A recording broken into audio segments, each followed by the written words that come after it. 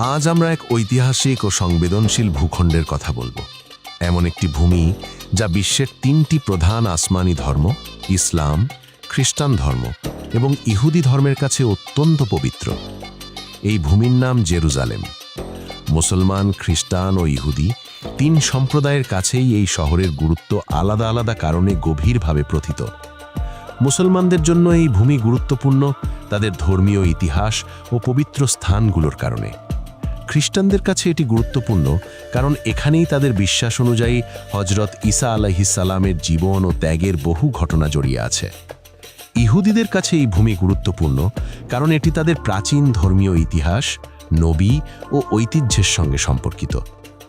মুসলমানদের বড় ঈদ ও ছোট ঈদ, খ্রিস্টানদের ইস্টার ও ক্রিসমাস, আর ইহুদিদের বিভিন্ন ধর্মীয় উৎসব সবগুলোরই রয়েছে আলাদা আলাদা পটভূমি, উদ্দেশ্য ও সময়কাল। এই উৎসবগুলো কেন পালন করা হয়, কখন হয়, এই বিষয়গুলো অনেকের কাছেই অজানা। ইহুদি ধর্মীয় বিশ্বাসে কিয়ামতের আগে কিছু গুরুত্বপূর্ণ দায়িত্ব ও ধর্মীয় দৃষ্টিভঙ্গির কথা বলা হয়েছে, যা তাদের আচার অনুশীলনের সঙ্গে যুক্ত। তাদের দৈনন্দিন জীবনে কি বৈধ আর কি অবৈধ, এই ধারণাগুলো তাদের ধর্মীয় আইনের মাধ্যমে নির্ধারিত। যেমন মুসলমানদের জন্য কিছু খাদ্য ও কাজ নিষিদ্ধ, তেমনি ইহুদিদের জন্য নির্দিষ্ট কিছু নিয়ম রয়েছে যেগুলো তারা তাদের ধর্মীয় অনুশাসন অনুযায়ী মেনে চলে। অনেকে লক্ষ্য করেন ইহুদি পুরুষদের মাথায় একটি বিশেষ টুপি থাকে, যা তারা ধর্মীয় সম্মান ও পরিচয়ের প্রতীক হিসেবে পরে থাকেন। আবার তাদের চুলের দুপাশে ঝুলে থাকা বিশেষ কেশগুচ্ছও রয়েছে, যার পেছনে ধর্মীয় ব্যাখ্যা ও ঐতিহ্য রয়েছে। ইহুদিদের কাছে একটি প্রাচীন দেয়াল অত্যন্ত আবেগ ও স্মৃতির প্রতীক। সেখানে তারা প্রার্থনা করে, কখনো কখনো শোক ও অনুশোচনার প্রকাশ ঘটায়। ধর্মীয় কাহিনীতে এমন কিছু স্থানের উল্লেখ রয়েছে যেখানে অতীতে বিশেষ জাতির ওপর শাস্তি নাজিল হয়েছিল। এসব ঘটনা ধর্মীয় গ্রন্থ ও ব্যাখ্যার অংশ। ধর্মীয় ইতিহাসে তাবুতে সাকিনা নামে পরিচিত একটি পবিত্র নিদর্শনের কথাও উল্লেখ করা হয়, যার সঙ্গে বহু বিশ্বাস ও কাহিনী জড়িয়ে আছে। কিয়ামত সম্পর্কিত সময়কাল নিয়ে বিভিন্ন ধর্মে ভিন্ন ভিন্ন ধারণা ও ব্যাখ্যা রয়েছে, যা বিশ্বাসভিত্তিক আলোচনা হিসেবেই বিবেচিত হয়। আজকের বাস্তবতায় অনেক মানুষ জানতে চান পাকিস্তান সহ বিভিন্ন দেশের নাগরিকরা কিভাবে ইসরায়েল ভ্রমণ করেন বা আদৌ করেন কিনা। আবার বিশ্ব রাজনীতিতে এই রাষ্ট্র ও সংশ্লিষ্ট জনগোষ্ঠীর প্রভাব নিয়ে নানা আলোচনা প্রচলিত। আন্তর্জাতিক গণমাধ্যম, অর্থনীতি ও বহুজাতিক প্রতিষ্ঠানে তাদের উপস্থিতি নিয়ে অনেক সময় অতিরঞ্জিত বা অসম্পূর্ণ ধারণাও ছড়িয়ে পড়ে। বাস্তবে এসব বিষয় বহু ঐতিহাসিক, রাজনৈতিক ও অর্থনৈতিক কারণে গড়ে উঠেছে, যা সহজ কোনো একক ব্যাখ্যায় ধরা পড়ে না। ইসরায়েলি সেনাবাহিনীতে নারী সদস্যদের অংশগ্রহণ নিয়েও নানা আলোচনা রয়েছে। এটি মূলত রাষ্ট্রের বাধ্যতামূলক সামরিক সেবার নীতির সঙ্গে যুক্ত একটি বাস্তবতা, যার সামাজিক ও নিরাপত্তাগত প্রেক্ষাপট রয়েছে। একইভাবে দেশ জুড়ে বিভিন্ন সময়ে স্মরণ ও শোক প্রকাশের জন্য মোমবাতি জ্বালানোর রীতি রয়েছে, যা ঐতিহাসিক ট্র্যাজেডি ও স্মৃতির সঙ্গে সম্পর্কিত। অনেক সময় আমরা কোনো দেশের নাম শুনলেই আবেগের বশে কঠোর ভাষা ব্যবহার করি, তবে ইতিহাস ও ভাষার দৃষ্টিকোণ থেকে কিছু তথ্য জানা গুরুত্বপূর্ণ। ইসরায়েল শব্দটির অর্থ ধর্মীয় ব্যাখ্যায় আল্লাহর বান্দা বা আল্লাহর সঙ্গে সম্পর্কিত একজন ব্যক্তি। এটি হজরত ইয়াকুব আলাইহিসসালামের একটি উপাধি হিসেবে পরিচিত। তার বংশধরদের বলা হয় বনি ইসরায়েল। তারা একে অপরকে অভিবাদন জানাতে শালোম আলেকেম বলেন, যার অর্থ শান্তি বর্ষিত হোক। এটি উচ্চারণে ভিন্ন হলেও অর্থের দিক থেকে আসসালামু আলাইকুমের সঙ্গে সমার্থপূর্ণ। ভূগোলের দিক থেকে ইসরায়েলের আয়তন ও সীমান্ত নিয়ে দীর্ঘদিন ধরে আন্তর্জাতিক বিতর্ক রয়েছে। সময়ের সঙ্গে সঙ্গে এর নিয়ন্ত্রণাধীন এলাকার পরিমাণ পরিবর্তিত হয়েছে বলে বিভিন্ন পরিসংখ্যানে উল্লেখ করা হয়। বিশেষ করে পশ্চিম তীর বা ওয়েস্ট ব্যাংক অঞ্চল নিয়ে বিরোধ বহুদিনের। সাম্প্রতিক সময়ে এই অঞ্চলের নিরাপত্তা অভিযান ও বসতি সংক্রান্ত উত্তেজনা বেড়েছে, যা ফিলিস্তিনি জনগণের জন্য বড় চ্যালেঞ্জ হিসেবে দেখা দিচ্ছে এবং আন্তর্জাতিক অঙ্গনেও আলোচনার বিষয় হয়ে উঠেছে। এই ডকুমেন্টারির উদ্দেশ্য কোনো পক্ষকে উস্কে দেওয়া নয়, বরং ইতিহাস, ধর্ম ও সমসাময়িক বাস্তবতার কিছু গুরুত্বপূর্ণ দিককে তথ্যভিত্তিক ও সংযতভাবে তুলে ধরা, যাতে নতুন প্রজন্ম এই ভূখণ্ডের জটিলতা ও গুরুত্বকে আরও গভীরভাবে বুঝতে পারে। জনসংখ্যার দিক থেকে দেখলে এই রাষ্ট্রটির মোট জনসংখ্যা প্রায় 1 কোটির কিছু বেশি, আনুমানিক 1,1,58,000-এর কাছাকাছি। এর মধ্যে প্রায় ৭৬% জনগোষ্ঠী ইহুদি। বিশ্বে জনসংখ্যার হিসেবে দেশটির অবস্থান ৯০-এর ঘরের শেষ দিকে। সংখ্যায় তুলনামূলকভাবে ছোট হলেও এই রাষ্ট্রটি দীর্ঘদিন ধরে মুসলিম বিশ্বে গভীর প্রভাব ও আলোচনার কেন্দ্রবিন্দু হয়ে রয়েছে। সাম্প্রতিক বছরগুলোতে গাজা উপত্যকায় সংঘটিত সংঘর্ষ ও সামরিক অভিযানের সময় এমন কিছু অস্ত্র ব্যবহারের অভিযোগ উঠে আসে যেগুলো আন্তর্জাতিক অঙ্গনে ব্যাপক উদ্বেগের জন্ম দেয়। বিভিন্ন মানবাধিকার প্রতিবেদনে বলা হয়েছে এসব অস্ত্রের প্রভাবে বহু মানুষের মরদেহ পর্যন্ত শনাক্ত করা কঠিন হয়ে পড়ে। তীব্র তাপ ও বিস্ফোরণজনিত প্রভাবের কারণে মুহূর্তের মধ্যেই পরিবেশ মারাত্মকভাবে ক্ষতিগ্রস্ত হয়। কিছু ক্ষেত্রে সাদা ফসফরাস ব্যবহারের অভিযোগও আলোচনায় আসে, যা ঘনবসতিপূর্ণ এলাকায় ব্যবহার আন্তর্জাতিক মানবিক আইনের দৃষ্টিতে অত্যন্ত বিতর্কিত বলে বিবেচিত। এসব ঘটনার প্রেক্ষাপটে বিশ্বজুড়ে শান্তিকামী মানুষ ক্ষতিগ্রস্ত বেসামরিক জনগণের নিরাপত্তা ও সুরক্ষার জন্য প্রার্থনা ও আহ্বান জানিয়ে আসছেন। ইসরায়েলি সেনাবাহিনীতে নারীদের অংশগ্রহণ একটি উল্লেখযোগ্য বাস্তবতা। এখানে প্রায় ৭০,০০০-এরও বেশি নারী সেনা সদস্য রয়েছেন। এই নিয়োগ কোনো ব্যক্তিগত আকর্ষণ বা প্রদর্শনের জন্য নয়, বরং এটি রাষ্ট্রের আইনি কাঠামোর অংশ।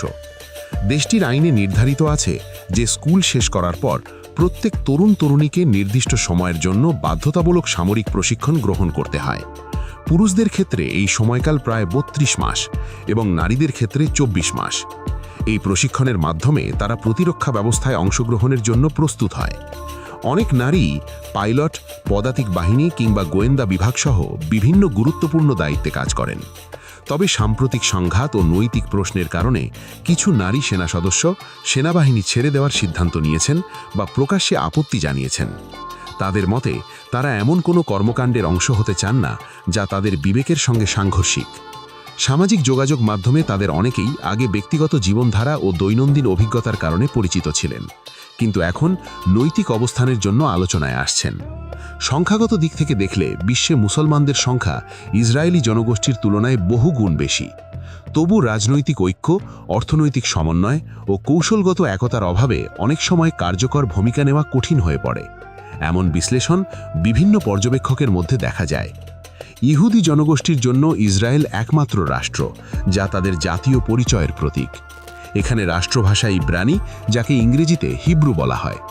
আরবি ভাষাও এখানে ব্যাপকভাবে ব্যবহৃত হয় এবং এটি দ্বিতীয় সর্বাধিক প্রচলিত ভাষা। দেশটিতে একটি প্রচলিত প্রবাদ রয়েছে, অন্যায়ের মুখে দ্রুত প্রতিক্রিয়া দেখানো উচিত। তবে সমালোচকদের মতে বাস্তব রাজনীতিতে রাষ্ট্রটি নিজেও বহু বিতর্কিত পদক্ষেপের সঙ্গে জড়িত, যা আন্তর্জাতিক পর্যায়ে প্রশ্নের জন্ম দেয়। রাষ্ট্রটির ঘোষিত রাজধানী হল জেরুজালেম। এটি পশ্চিম এশিয়ার প্রাচীনতম শহরগুলোর একটি এবং মুসলমান, খ্রিস্টান ও ইহুদি ৩ ধর্মের কাছেই অত্যন্ত পবিত্র। এই শহরকে ইসরায়েল ও ফিলিস্তিন উভয় পক্ষই তাদের রাজধানী হিসেবে দাবি করে। ইসরায়েল এখানে তার প্রধান সরকারি প্রতিষ্ঠানগুলো স্থাপন করে রেখেছে। হাজার হাজার বছরের ইতিহাস বহনকারী এই শহর আজও ধর্ম, রাজনীতি ও সংস্কৃতির সংযোগস্থল হিসেবে বিশ্বমানচিত্রে এক অনন্য গুরুত্ব নিয়ে দাঁড়িয়ে আছে। এই শহরেই অবস্থিত মসজিদ আল আকসা, যা মুসলমানদের প্রথম কিবলা বাইতুল মুকাদ্দাস হিসেবে পরিচিত। একই স্থানে ইহুদিদের কাছে পবিত্র ওয়েস্টার্ন ওয়াল রয়েছে, যেখানে তারা গভীর মনোযোগে প্রার্থনা করে। শহরটির আয়তন প্রায় ১২৫ বর্গ কিলোমিটার এবং জনসংখ্যা আনুমানিক ১০ লক্ষের কাছাকাছি। ইহুদি বিশ্বাস অনুযায়ী মানব সৃষ্টির সূচনা এই ভূমিতেই হয়েছে। এখানেই হজরত ইব্রাহিম আলাহিসাল্লাম হজরত ইসমাইল আলাহিসাল্লামের কুরবানির জন্য প্রস্তুতি নিয়েছিলেন বলে ধর্মীয় কাহিনীতে উল্লেখ রয়েছে। খ্রিস্টানদের বিশ্বাস অনুযায়ী এই শহরেই হজরত ঈসা আলাহিসাল্লামের ক্রুশবিদ্ধ হওয়ার ঘটনা সংঘটিত হয়েছিল এবং এখানেই চার্চ অব দ্য হোলি সেপালকার অবস্থিত। মুসলমানদের কাছে এই ভূমির গুরুত্ব আরও গভীর, কারণ তাদের বিশ্বাস অনুযায়ী মেরাজের পূর্বে হজরত মুহাম্মদ সাল্লাল্লাহু আলাইহি ওয়াসাল্লাম এখানেই সকল নবীর ইমামতি করেছিলেন। একে অনেক সময় ১,২৪,০০০ নবীর শহর বলেও অভিহিত করা হয়। ইতিহাসবিদদের মতে এই শহরের ভিত্তি প্রায় ৪,০০০ বছর পূর্বে স্থাপিত হয়েছিল। ৬৩৮ খ্রিস্টাব্দে হজরত উমর ফারুক রদিয়াল্লাহু আনহু কোনো যুদ্ধ ছাড়াই এই শহরে প্রবেশ করেন। সে সময়ের খ্রিস্টান ধর্মগুরু যখন তাকে গির্জা দেখাচ্ছিলেন, নামাজের সময় উপস্থিত হলে তিনি গির্জার ভেতরে নামাজ আদায় করতে অস্বীকৃতি জানান এই আশঙ্কায় যে ভবিষ্যতে এটি মসজিদে রূপান্তরিত হতে পারে। তিনি বাইরে একটি পাথর নিক্ষেপ করে যেখানে পড়ে সেখানেই নামাজ আদায় করেন। পরবর্তীতে সেই স্থানেই মসজিদ উমর নির্মিত হয়। সে সময়ের চুক্তিপত্র আজও আরবি ভাষায় পাথরে উৎকীর্ণ অবস্থায় সংরক্ষিত রয়েছে।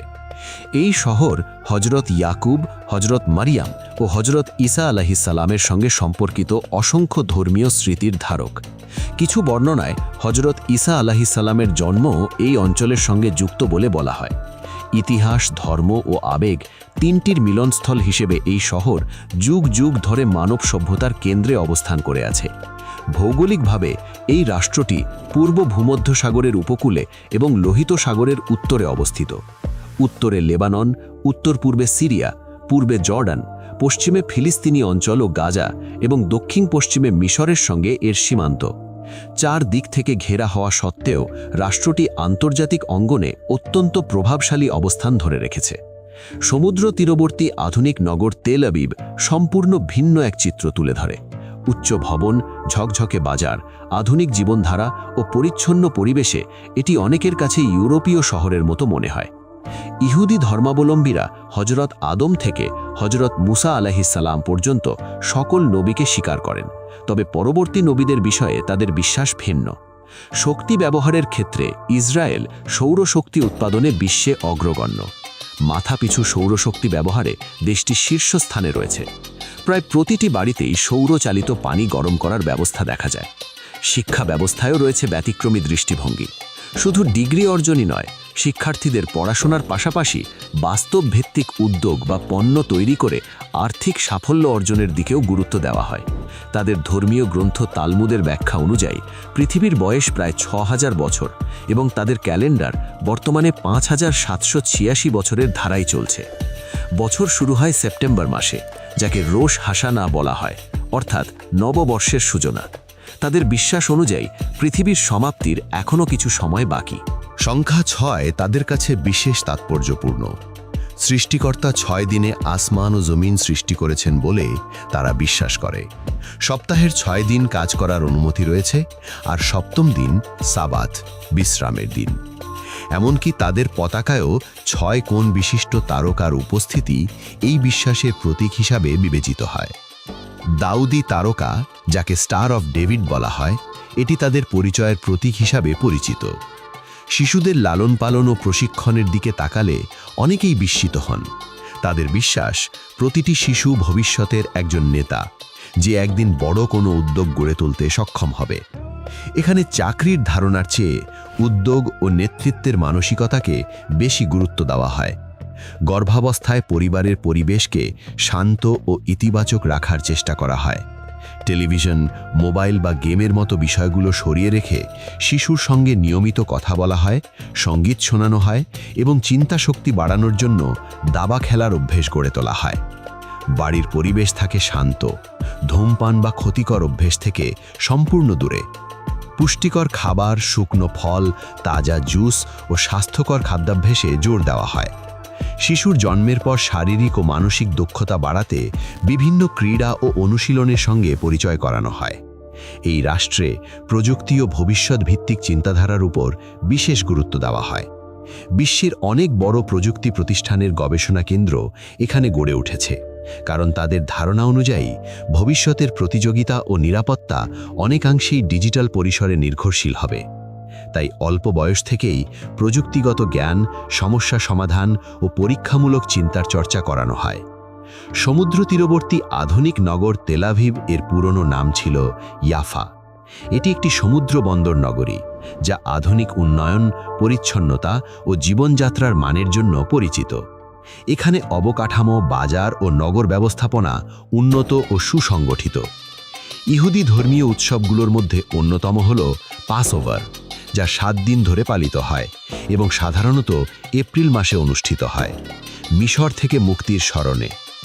এরপর পুরিম উৎসব পালিত হয়, যা ঐতিহাসিকভাবে বিপদ থেকে রক্ষার স্মৃতির সঙ্গে যুক্ত। নববর্ষ রোশ হাসানাহ উপলক্ষে মধুতে রুটি ও আপেল ডুবিয়ে খাওয়ার রীতি রয়েছে, যা মিষ্টি সূচনার প্রতীক। নারীদের ভূমিকার কথা বললে দেখা যায় এখানে শ্রমবাজারে নারীদের অংশগ্রহণ প্রায় 60 থেকে 62% মধ্যে, যা পুরুষদের প্রায় সমান। অর্থাৎ কর্মক্ষেত্রে তাদের সক্রিয় উপস্থিতি অত্যন্ত উল্লেখযোগ্য। পানির স্বল্পতা থাকা সত্ত্বেও এখানে আধুনিক প্রযুক্তির মাধ্যমে সমুদ্রের পানি পরিশোধন করে ব্যবহারের ব্যবস্থা গড়ে তোলা হয়েছে। দেশের পানির একটি বড় অংশ এই প্রক্রিয়া থেকেই সরবরাহ করা হয়। একইভাবে সৌরশক্তি ব্যবহারের ক্ষেত্রেও দেশটি অগ্রগামী। খ্রিস্টানদের কাছে চার্চ অব দি হোলি সেপালকার সর্বাধিক পবিত্র স্থানগুলোর একটি। তাদের বিশ্বাস অনুযায়ী এখানেই হজরত ঈসা আলাইহিস সালামকে ক্রুশবিদ্ধ করা হয়েছিল। তাকে সমাধিস্থ করা হয় এবং পরে তিনি পুনরুত্থিত হন। তবে ইসলামী বিশ্বাস অনুযায়ী আল্লাহ তাআলা হজরত ঈসা আলাইহিস সালামকে জীবিত অবস্থায় আসমানে তুলে নেন এবং অন্য একজনকে তার স্থানে ক্রুশবিদ্ধ করা হয়। এই গির্জাটি জেরুজালেমের ওল্ড সিটিতে অবস্থিত এবং ইতিহাস বলে ৪র্থ শতকে রোমান সম্রাট কনস্ট্যান্টাইনের সময় এটি নির্মিত হয়। ভেতরে সেই স্থান দেখানো হয় যেখানে তাদের বিশ্বাস অনুযায়ী ক্রুশবিদ্ধকরণ সংগঠিত হয়েছিল। এরপর একটি বড় পাথরের শিলার উপর দেহকে প্রস্তুত করা হয়েছিল বলে তারা মনে করে। সেই শিলাটি আজও সংরক্ষিত আছে এবং বহু খ্রিস্টান সেখানে স্পর্শ করে প্রার্থনা করেন। পরে সমাধির দিকে নিয়ে যাওয়ার কাহিনী রয়েছে, যদিও তাদের ঐতিহ্য অনুযায়ী সমাধিতে পৌঁছানোর আগেই দেহ সেখানে ছিল না। এই আধুনিক শহরের আরেকটি দিক হল তার সামাজিক ও সাংস্কৃতিক জীবন। প্রতি সপ্তাহের এক বিশেষ রাতে শহরের রাস্তায় মানুষ রোলার ব্লেড পরে বেরিয়ে আসে। সঙ্গীত ও আলোয় আনন্দমুখর পরিবেশে শহর জুড়ে ঘোরে। এটি তেল আবিবের একটি পরিচিত ও স্বতন্ত্র বিনোদন ধারা, যা আধুনিক নগর জীবনের প্রাণবন্ত চিত্র তুলে ধরে। ইসরায়েলে মোবাইল ফোনের ইতিহাসও বেশ কৌতূহলোদ্দীপক। বিশ্বের প্রথম হ্যান্ডহেল্ড সেলফোন ১৯৭৩ সালে মোটোরোলা তৈরি করেছিল, আর এর গবেষণা ও উন্নয়নের একটি গুরুত্বপূর্ণ অংশ সম্পন্ন হয়েছিল ইসরায়েলে। সেই অর্থে বলা যায়, আধুনিক মোবাইল প্রযুক্তির যাত্রাপথের সূচনায় এই ভূখণ্ডের একটি ভূমিকা রয়েছে। একইভাবে কৃষি ও প্রাণী সম্পদ খাতেও আধুনিক প্রযুক্তির প্রয়োগ চোখে পড়ার মতো। এখানকার দুগ্ধজাত গবাদি পশু বিশ্বের সবচেয়ে বেশি দুধ উৎপাদনকারী হিসেবে পরিচিত। উন্নত খাদ্য ব্যবস্থা ও বৈজ্ঞানিক ব্যবস্থাপনার ফলে একটি গরু গড়ে বছরে ১২,০০০ লিটারেরও বেশি দুধ দিতে সক্ষম হয়। ভূগোলের দিক থেকে হাইফা শহরের বন্দর ভূমধ্যসাগরের তীরে অবস্থিত। আবহাওয়া সাধারণত উষ্ণ ও আরামদায়ক। আধুনিক নগর তেল আবিবের জীবনধারা বেশ বৈচিত্র্যময়। এখানকার হোটেল ও রেস্তোরাঁয় জাপানের টোকিও ও যুক্তরাষ্ট্রের নিউ ইয়র্কের পর সবচেয়ে বেশি সুশি পরিবেশন করা হয় বলে উল্লেখ করা হয়। শহরটি খাদ্য সংস্কৃতির দিক থেকেও আন্তর্জাতিক স্বাদকে আপন করে নিয়েছে। তেল আবিবের ডিজেঙ্গফ স্ট্রিট দেশটির অন্যতম ব্যয়বহুল ও অভিজাত এলাকা, যেখানে কেনাকাটা, ক্যাফে ও আধুনিক জীবনধারা একসঙ্গে মিলে যায়। ইহুদি ধর্মীয় আচার অনুশীলন পর্যবেক্ষণ করলে তাদের নিয়মানুবর্তিতা ও আবেগ স্পষ্ট হয়। তারা প্রার্থনার আগে একাধিকবার হাত ধোয়ার মাধ্যমে নিজেকে প্রস্তুত করে, মাথায় কিপ্পা পরিধান করে এবং কপাল ও বাহুতে টেফিলিন বাঁধে, যার ভেতরে ধর্মীয় গ্রন্থের আয়াত সংরক্ষিত থাকে। কাঁধে তালিত নামের প্রার্থনার চাদর পরা হয়। তারা পবিত্র দেয়ালে গিয়ে প্রার্থনা করে, কখনো আবেগে অশ্রুসিক্ত হয় এবং কাগজে লেখা প্রার্থনার শব্দ দেয়ালের ফাঁকে রেখে আসে। প্রার্থনার সময় ধর্মগ্রন্থ উচ্চস্বরে পাঠ করা হয় এবং নির্দিষ্ট ভঙ্গিমায় প্রণাম ও দোয়া করা হয়। কখনো বসে, কখনো শুয়েও প্রার্থনা করতে দেখা যায়, যা তাদের ধর্মীয় আবেগের বহিঃপ্রকাশ। অর্থনীতি ও শিল্পক্ষেত্রে দেখা যায়, বিশ্বের অসংখ্য বড় কোম্পানির যাত্রা শুরু হয়েছে এই দেশ থেকেই। ফ্যাশন ও মডেলিং পেশায় প্রবেশের আগে স্বাস্থ্য সংক্রান্ত তথ্য ও শারীরিক মানদণ্ড জানানো এখানে বাধ্যতামূলক। ভ্রমণের ক্ষেত্রে কিছু দেশের নাগরিকদের জন্য বিশেষ রুট ও ভিসা প্রক্রিয়া অনুসরণ করতে হয়। স্থলপথে জর্ডান বা মিশর হয়ে প্রবেশের ব্যবস্থাও রয়েছে। এটি বিশ্বের বিরল রাষ্ট্রগুলোর একটি, যেখানে নারীদের জন্য বাধ্যতামূলক সামরিক সেবা চালু রয়েছে। ভূমির মালিকানার ক্ষেত্রে অধিকাংশ জমি বিক্রির বদলে দীর্ঘমেয়াদী লিজে দেওয়া হয়। প্রকাশনা শিল্পেও দেশটি এগিয়ে। প্রতি বছর বিপুল সংখ্যক বই প্রকাশিত হয়। ফলমূল ভোগের ক্ষেত্রেও তারা শীর্ষে। মাথাপিছু গড়ে প্রায় ৭৫ কেজি ফল একজন মানুষ বছরে গ্রহণ করে। প্রাকৃতিক বিস্ময়ের মধ্যে ডেড সি, যাকে আরবিতে বাহারুল মাইয়েত বা মৃত সাগর বলা হয়, বিশেষভাবে উল্লেখযোগ্য। এখানে লবণের পরিমাণ প্রায় 33 থেকে 35%, যা সাধারণ সমুদ্রের তুলনায় প্রায় 10 গুণ বেশি। এই অতিরিক্ত লবণাক্ততার কারণে মানুষ সহজেই পানির ওপর ভেসে থাকতে পারে এবং ডুবে যাওয়ার আশঙ্কা থাকে না। নৌযান চালানোও কঠিন হয়ে পড়ে। ধর্মীয় বর্ণনায় এই অঞ্চলকে হযরত লূত আলাইহিস সালামের কওমের সঙ্গে যুক্ত করে দেখা হয় এবং এটিকে অতীতের এক শিক্ষণীয় ঘটনার স্মারক হিসেবে বিবেচনা করা হয়। বায়তুল মুকাদ্দাস থেকে এর দূরত্ব প্রায় 15 মাইল, অর্থাৎ খুব কাছাকাছি। মুদ্রা ব্যবস্থার কথা বললে ইসরায়েলি শেকেলের মান দক্ষিণ এশীয় মুদ্রার তুলনায় তুলনামূলকভাবে বেশি। নোটের নকশায় উল্লম্বের বদলে অনুভূমিক বিন্যাস ব্যবহার করা হয় এবং দৃষ্টি প্রতিবন্ধীদের জন্য বিশেষ চিহ্ন সংযোজিত থাকে, যাতে তারা স্পর্শের মাধ্যমে নোট শনাক্ত করতে পারেন।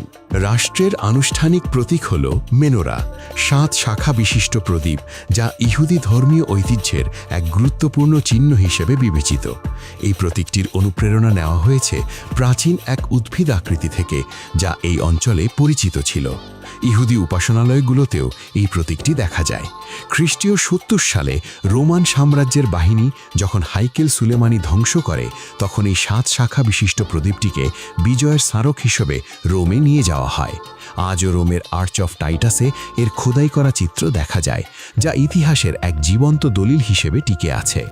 ইসরায়েলে সবচেয়ে বেশি ব্যবহৃত নামগুলোর একটি হল নাউম বা নোয়াম, যার অর্থ আনন্দময় বা মনোরম অনুভূতি। এটি এমন একটি কোমল ও সুন্দর নাম যা ছেলে ও মেয়ে উভয়ের জন্যই ব্যবহৃত হয়। পরিবেশ ও প্রকৃতির প্রতি যত্ন নেওয়ার ক্ষেত্রেও দেশটি আলাদা করে নজর কাড়ে। 20 শতকের শেষ ভাগে বিশ্বের অনেক দেশে বনভূমি কমে গেলেও এখানে গাছের সংখ্যা বেড়েছে। এখন পর্যন্ত প্রায় 250 মিলিয়নেরও বেশি গাছ রোপণ করা হয়েছে, যার পেছনে জুইশ ন্যাশনাল ফান্ডের বড় ভূমিকা রয়েছে। ধর্মীয় বর্ণনাতেও গাছ লাগানোকে কল্যাণকর কাজ হিসেবে উল্লেখ করা হয়েছে। এই বিশ্বাস থেকেই তারা এই উদ্যোগে ধারাবাহিকভাবে যুক্ত রয়েছে। খাদ্য নিরাপত্তার ক্ষেত্রে ইসরায়েল বিশ্বের বিরল দেশগুলোর একটি, যা নিজস্ব প্রয়োজনের প্রায় 95% বেশি খাদ্য নিজেই উৎপাদন করে। পানির সাশ্রয়ে তারা আন্তর্জাতিকভাবে প্রশংসিত।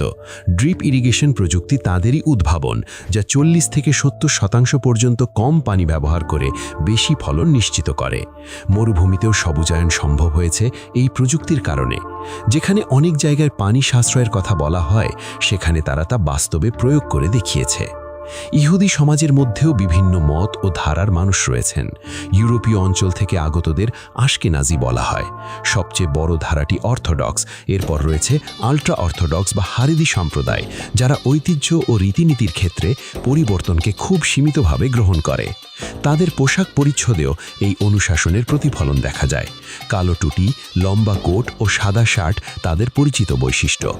খাদ্যবিধিতে কোষার খাবার অনুসরণ করা হয়, যা নির্দিষ্ট ধর্মীয় নিয়ম মেনে প্রস্তুত করা হয়। ধর্মীয় শিক্ষাবিদদের রাব্বি বলা হয়। তাদের কিছু বিশ্বাস অনুযায়ী ভবিষ্যৎ নিয়ে নির্দিষ্ট সময় সংক্রান্ত ধারণাও প্রচলিত রয়েছে এবং কিয়ামতের আগে কিছু গুরুত্বপূর্ণ ধর্মীয় দায়িত্ব সম্পন্ন হওয়ার কথা বলা হয়, যেমন তাবুতে সাকিনার অনুসন্ধান এবং হাইকেল সুলেমানির পুনর্নির্মাণ। এই দীর্ঘ ইতিহাসের সূত্রপাত হযরত ইব্রাহিম আলাইহিস সালাম থেকে। তার 2 স্ত্রী হযরত হাজেরা ও হযরত সারা এর জীবনের বিভিন্ন পর্যায়ে ধর্মীয় ইতিহাসে গুরুত্বপূর্ণ স্থান দখল করে আছে। বর্ণনায় বলা হয়, হযরত ইব্রাহিম আলাইহিস সালাম দীর্ঘ সময় মক্কায় অবস্থান করেন। কাবা নির্মাণের সঙ্গে তার নাম যুক্ত। এরপর তিনি ফিলিস্তিনে ফিরে এসে বাইতুল মুকাদ্দাসের সঙ্গে সম্পর্কিত স্মৃতির অংশ হন। তার ইন্তেকালও এই অঞ্চলে সংঘটিত হয় এবং হেব্রনের আল খলিল এলাকায় তার সমাধি অবস্থিত। হযরত ইয়াকুব আলাইহিস সালামের বংশধররাই বনি ইসরায়েল নামে পরিচিত। তারা একসময় মিশরে গমন করে এবং দীর্ঘকাল সেখানে অবস্থান করে। পরে হযরত মুসা আলাইহিস সালামের নেতৃত্বে তারা পুনরায় এই ভূখণ্ডে ফিরে আসে। প্রায় 1000 খ্রিস্টপূর্বাব্দে হযরত দাউদ আলাইহিস সালাম জেরুজালেম জয় করে একে রাজধানী হিসেবে প্রতিষ্ঠা করেন। তার মনে তাবুতে সাকিনাকে একটি স্থায়ী পবিত্র স্থানে সংরক্ষণের ভাবনা আসে। হযরত সুলাইমান আলাইহিস সালাম সেই পরিকল্পনাকে পূর্ণতা দেন এবং হাইকেল সুলেমানি নির্মিত হয়। পরবর্তী ইতিহাসে এই উপাসনালয় বহুবার ধ্বংস ও পুনর্গঠনের সাক্ষী হয়েছে।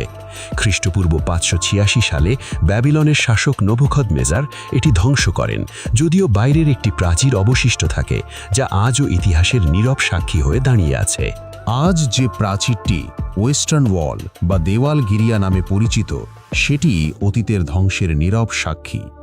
ইহুদি ধর্মাবলম্বীরা টিশা বি আভ নামের শোকের দিনে এই ধ্বংসের স্মরণে শোক পালন করে থাকেন। ধর্মীয় বিশ্বাস অনুযায়ী এরপর আল্লাহ তাআলা হজরত ঈসা আলাইহিসসালামকে পাঠান, তবে সেই সময় তার বিরোধিতা হয় বলে ধর্মীয় বর্ণনায় উল্লেখ রয়েছে। ইসলামী বিশ্বাস অনুযায়ী আল্লাহ তাকে নিজের কাছে তুলে নেন। পরবর্তী ইতিহাসে রোমান শাসনের সময় খ্রিস্টীয় 70 সালে জেরুজালেম ধ্বংসপ্রাপ্ত হয় এবং ইহুদি জনগোষ্ঠী দীর্ঘ সময়ের জন্য এই অঞ্চল থেকে বিচ্ছিন্ন হয়ে পড়ে। পরবর্তী শতাব্দীগুলোতে ফিলিস্তিন অঞ্চল বিভিন্ন শাসনের অধীনে ছিল। প্রথম বিশ্বযুদ্ধের পর ব্রিটিশ শাসন আমলে এই ভূখণ্ডে প্রশাসনিক পরিবর্তন আসে। ইতিহাসের ধারাবাহিকতায় 1948 সালে এখানে ইসরায়েল রাষ্ট্র প্রতিষ্ঠিত হয়, যা আজও আন্তর্জাতিক রাজনীতি ও আলোচনার কেন্দ্রে রয়েছে। তাবুতে সাকিনা কোথায় রয়েছে এই প্রশ্নটি এখনও রহস্য হিসেবেই রয়ে গেছে এবং বিভিন্ন ধর্মীয় ব্যাখ্যা ও অনুসন্ধানের বিষয় হয়ে আছে। ইহুদি ধর্মীয় ক্যালেন্ডারে একটি বিশেষ বছর রয়েছে যাকে শেমিথা বলা হয়। প্রতি সপ্তম বছরে এই ধারণার আওতায় ঋণ মৌকুফ, জমিকে বিশ্রাম দেওয়া এবং আর্থিক ভারসাম্য ফিরিয়ে আনার কথা বলা হয়েছে। ধর্মীয় গ্রন্থে এই নির্দেশনার উল্লেখ রয়েছে এবং আধুনিক সময়ে এটি বিভিন্ন প্রতীকী ও আংশিক রূপে অনুসরণ করা হয়। এই ধারণা সমাজে সাম্য ও ভারসাম্যের একটি দৃষ্টিভঙ্গি উপস্থাপন করে। সাম্প্রতিক সময়ে এই সময় পর্বে নতুন ব্যবসা উদ্যোগের গতি কিছুটা কমেছে বলে বিশ্লেষকরা মনে করেন, বিশেষ করে কর ও নিয়ন্ত্রণ সংক্রান্ত বিষয়গুলোর কারণে। তবুও বিদেশিরা নির্দিষ্ট প্রক্রিয়া অনুসরণ করে এখানে ব্যবসা শুরু করতে পারেন এবং ইসরায়েলি উদ্যোক্তারাও বিশ্বের বিভিন্ন দেশে প্রযুক্তি ও উদ্ভাবন ভিত্তিক ব্যবসায় সক্রিয়। রাষ্ট্রটি তার বৈশ্বিক ইহুদি সম্প্রদায়কে বিশেষ গুরুত্ব দেয়।